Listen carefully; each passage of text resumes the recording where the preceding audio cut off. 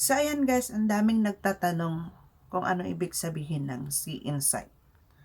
Na kapag nag-post ka is lalabas dyan sa iyong video, pagka public na ang iyong pinost na video is see insight and ads. May kasamang post sa opposite right side niya. So ang see insight and ads, dyan mo malalaman kung ilang tao na na-reach mo na nanood sa iyong video. Malalaman mo kung ilan ang nanonood.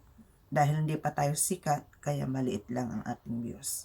At dyan mo din malalaman kung ilan tao ang nakipag-engagement doon sa video na pinost mo.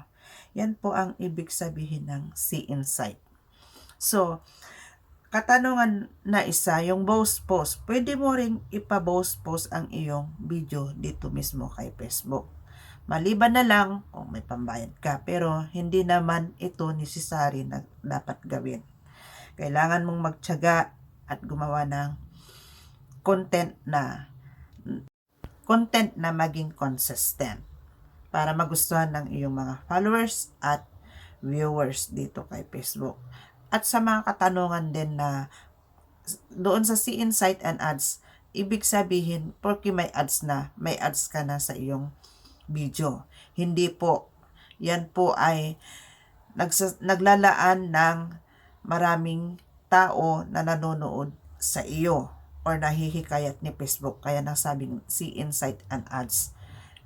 Yun lang po ang ibig sabihin ng see insight and ads.